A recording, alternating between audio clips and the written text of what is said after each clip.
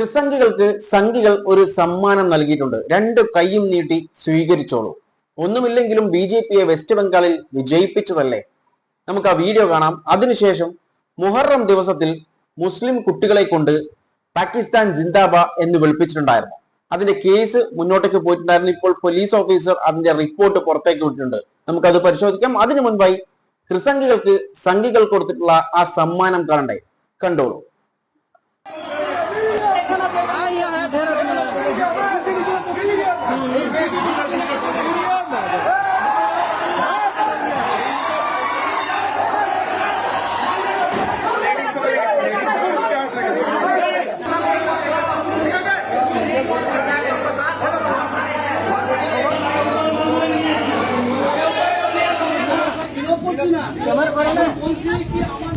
কোন মহিলাটা বলছে ধর্মবন্ধন করছে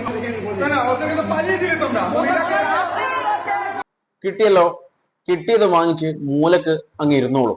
ഇവിടെ സംഭവിച്ചിട്ടുള്ളത് member of Hindu nationalist organisation Vishwa Hindu Parishad ഇവരെന്ത് ചെയ്തിട്ടുണ്ടായിരുന്നു, ക്രിസ്ത്യൻസ് പ്രയർ നടത്തുന്ന ഒരു സ്ഥലത്തേക്ക് ഒരു റെയ്ഡ് നടത്തിയതാണ്. റെയ്ഡ് നടത്തി അവിടെ പ്രശ്നങ്ങൾ ഉണ്ടാക്കി, അവിടെയുള്ള ആളുകളെ തല്ലി, എന്നിട്ട് ഇവരെ പോലീസിന് ഏൽപ്പിച്ചു. അതായത് ഫോഴ്സ്ഫുൾ, അതായത് റിലീജിയസ് കൺവേർഷൻ അവിടെ നടത്തുന്നു എന്ന് പറഞ്ഞിട്ടാണ് പോലീസിനെ ഏൽപ്പിച്ചു കൊടുത്തിട്ടുള്ളത്. അതായത് ഏകദേശം 20 മുതൽ 25 ആളുകൾ എന്ത് ചെയ്തിട്ടുണ്ട്, അവിടെ വന്നിട്ടുണ്ടായിരുന്നു ഈ VHPന്റെ. അല്ല, എനിക്ക് അറിയാൻ പാടില്ലായിട്ട് ചോദിക്കുന്നതാണ്, അവിടെ ഫോഴ്സ്ഫുൾ കൺവേർഷൻ ആണ് നടക്കുന്നത് അല്ല ഫോഴ്സ്ഫുൾ കൺവേർഷൻ അല്ല നടക്കുന്നത് എന്ന് തീരുമാനിക്കാൻ ഇവരാരാണ്?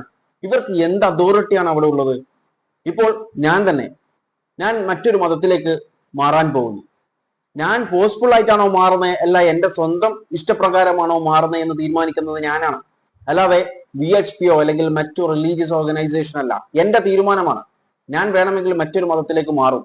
അതിൽ എന്തെങ്കിലും കംപ്ലൈന്റ് ഉണ്ടെങ്കിൽ, എന്നെ ഫോഴ്സ്ഫുൾ ആയിട്ട് ആരെങ്കിലും മാറ്റാൻ നോക്കുന്നുണ്ടെങ്കിൽ ഞാനാണ് കംപ്ലൈന്റ് ചെയ്യേണ്ടത്, അല്ലാണ്ട് VHP അല്ല.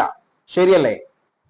ഇനി ഫോഴ്സ്ഫുൾ ആയിട്ട് കൺവേർട്ട് ചെയ്യുന്നതിന്റെ എന്തെങ്കിലും തെളിവുകൾ ഇവർ കാണിക്കുന്നുണ്ടോ ഏതെങ്കിലും കേസിൽ?